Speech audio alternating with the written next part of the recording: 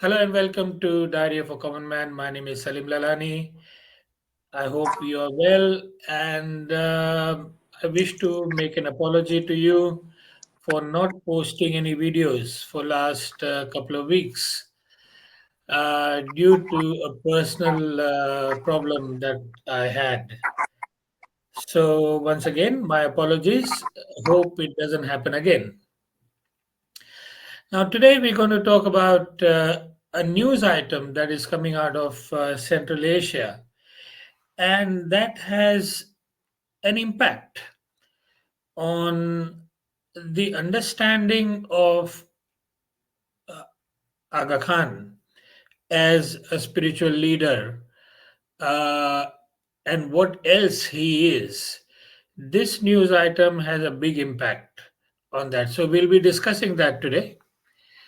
So basically, I think it was last year or the year before, the government of Tajikistan started taking down all paraphernalias that were invoking Aga Khan in Tajikistan. They basically nationalized the AKDN properties. They basically revoked the license of the University of Central Asia, and they basically audited all the Aga Khani companies without notice. So this aggression from the Tajik government was a little bit surprising at that time because apparently Aga Khan was in good terms with Tajikistan. And all of a sudden, that should happen. So I didn't pay much attention to it at the time. But this time around, the news has come out that Russia has actually put sanctions on Aga Khan Foundation. Now, why did they do that? The reason they're giving is that Aga Khan Foundation is a British organization, whereas it's not. It is registered in Switzerland, but I think what they're trying to say is Aga Khan has got links with the British government. And as we all know, Russia and Britain, they don't get well together, get on well together. So Russia is always apprehensive about whatever the Britain does. And this time around, they have identified Aga Khan Foundation as one of those organizations which are doing some discrediting of Russia in the area. Um, and when I say the area, I mean the Central Asia, which is very critical to the survival of Russia. Now, for Russia to name Aga Khan Foundation as a threat, as somebody that is capable of discrediting the Russian government, is pretty significant. And I'll tell you why. But before I tell you why, I think I can basically explain to you the reason why it is impactful by telling you a story.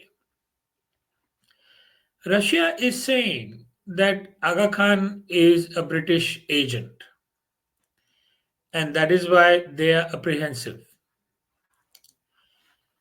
Should we believe Russia or should we not believe Russia? But if the past is anything to go by, let me begin the story. The story begins in Iran. When Aga Khan I flees Iran as a refugee, as a political refugee, he gets on bad terms with the Shah of Iran at the time. Will not go into that, but he basically has a confrontation with the Shah, and Shah basically forces him to leave, to basically flee Iran at the time. Aga Khan I happens to land in Afghanistan, and Afghanistan at that time was in war with Britain. In fact, Britain was in war with Afghanistan because Britain wanted to dominate Afghanistan, which is a very strategic location. It still is, and many countries have tried to take Afghanistan without any success. Now, Aga Khan I basically arrived in Kandahar, and the Britain was having a war with Afghans. And Aga Khan I joined hands not with his Ummah, the Muslim Ummah, the Afghanis people. They joined hands with the British.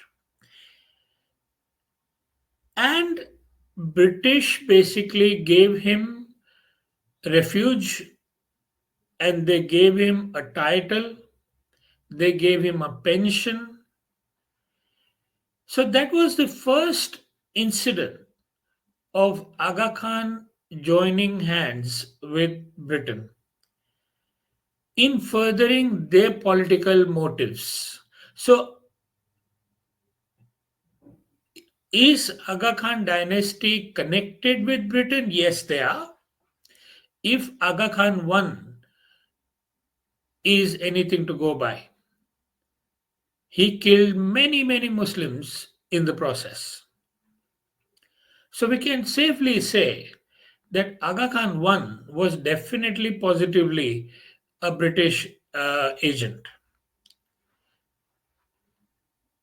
Then Aga Khan II came, but his imamat, as we know, didn't matter much. He didn't live very long after becoming an imam. He died suddenly out of pneumonia. But then Aga Khan III made history, and once again he proved it to one and all that he is a British agent. And there are many, many, many examples of why do I say that. Okay, I think I've done an episode on that. I don't remember which particular episode it is, but I did a special episode on that. And briefly, I'll tell you. Okay, the story of Sultan Muhammad Shah. I call him SMS for short, Sultan Muhammad Shah. So SMS came to Britain when he was only 20 years of age. And at that time, it was the reign of Queen Victoria, and she invited him over to dinner. And eventually, he was conferred upon a title, Knight of Indian Commander, something like that. Uh, and that was a pretty prestigious title for a 20-year-old who had no history of serving the crown at the time. So the question was, why? Why would the young SMS get such a prestigious title from the Queen? And soon the world found out because he was employed to spy on the Indians. Indians were fighting the battle, the struggle for freedom had already begun at that time. Okay, in fact, it had begun before Sultan Muhammad Shah was born. It began in 1857. Okay, And by the time he went to Britain, and the Queen basically honored him with such a prestigious title, the freedom struggle in India was well underway, and the British needed a set of ears and eyes to basically spy on the Indians. What's going on? What are the Indians talking about? They need to know. They basically installed him as a spy. He got caught out. Sultan Muhammad Shah got caught out many times. Okay, Muslims found out that he was not representing the Islamic Ummah. He was actually representing the British. Indians found out. Okay, and hence he was never trusted by the Indians. The only people that he worked with was British and a few people who became Pakistanis, such as Jinnah and Iqbal and a couple of people like that, who eventually made sure that the disaster that we call Pakistan today was formed. It was without any doubt a British plan, and Sultan Muhammad Shah was one of those people who betrayed Indians in favor of British to break the country in two parts. So that is how Sultan Muhammad Shah worked for Britain now in the 21st century. But one more thing I would like to say about Sultan Muhammad Shah, and what I'm going to say now will connect with what is happening right now in Central Asia and in Russia. Sultan Muhammad Shah at the time, just like his ancestors, he aspired to be a king. He wanted to rule over a territory. His ancestors, the Fatimids, ruled over a very large territory in the medieval times. And then they collapsed. And then Ismailis went underground for almost 800 years.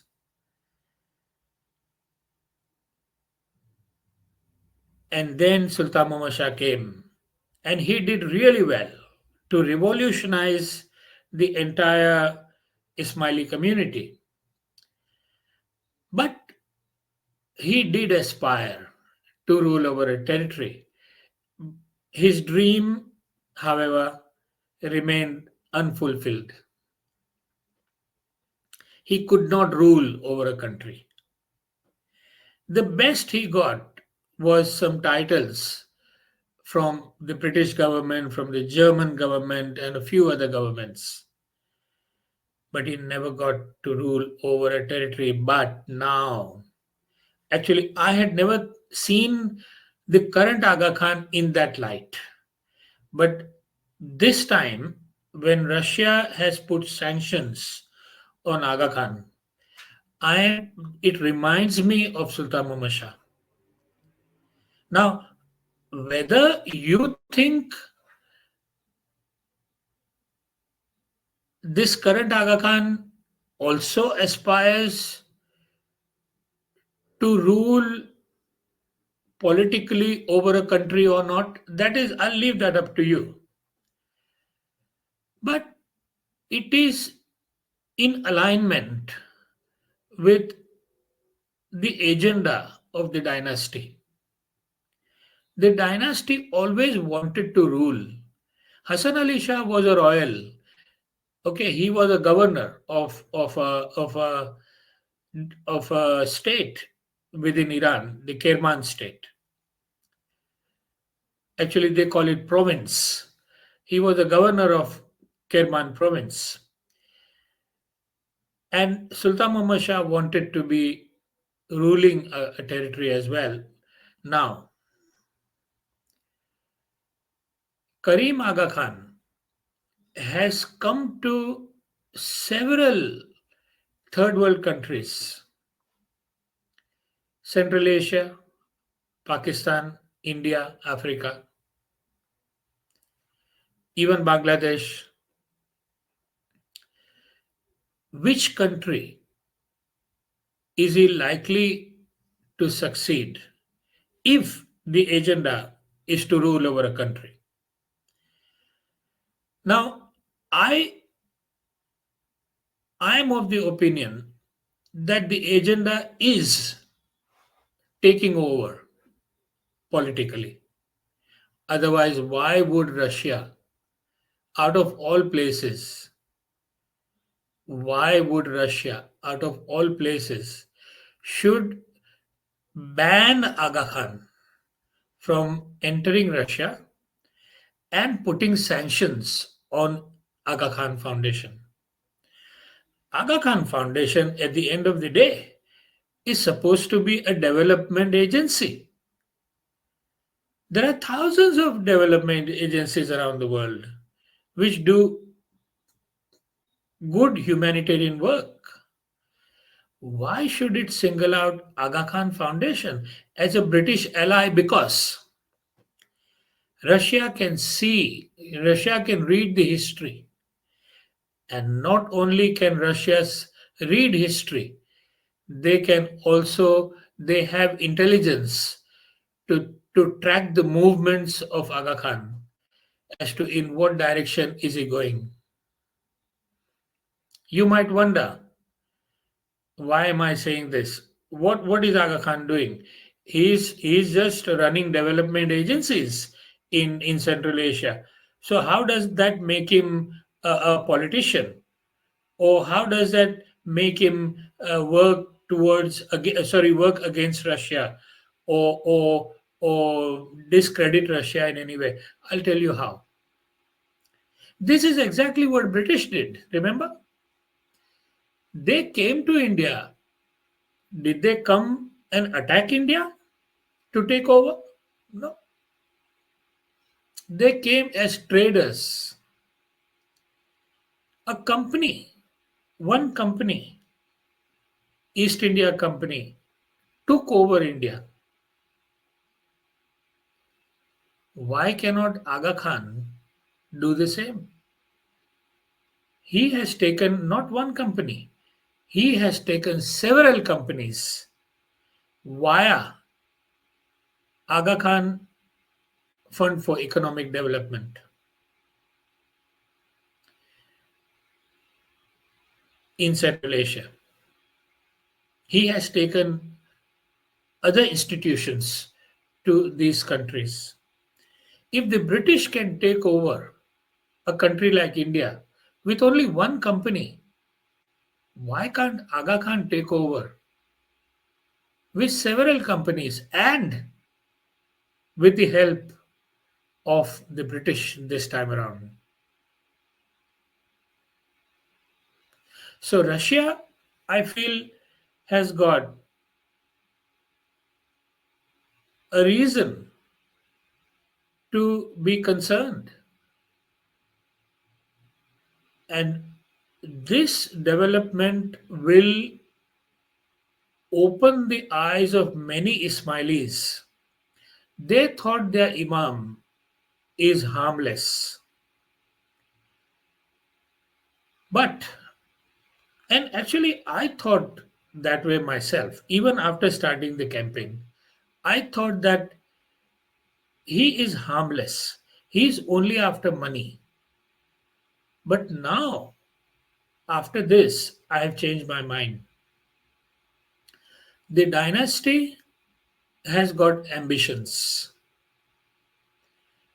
to take over politically. And we all know, taking over a country politically, most of the time, it, it involves bloodletting. I hope it never happens. But Aga Khan has got good influence particularly in Tajikistan. I understand there are more than half a million Ismailis in Tajikistan, and there are villages where there are almost all Ismailis. I can now see the picture.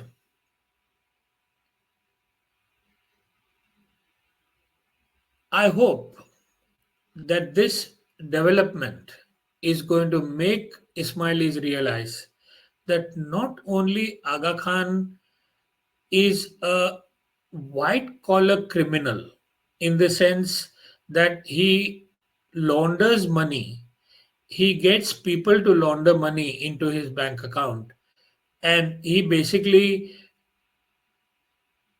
lies to the governments around the world, lies to the media around the world, and runs a cult. But now it is beginning to appear as if he is into much more than that. How much more? I don't know. Whether the Russian intelligence is 100% foolproof, I don't know. But when I link it with the history of Aga Khans, I am prepared to say that there is a possibility of Aga Khan up to no good. That is what I have to say today in relation to the news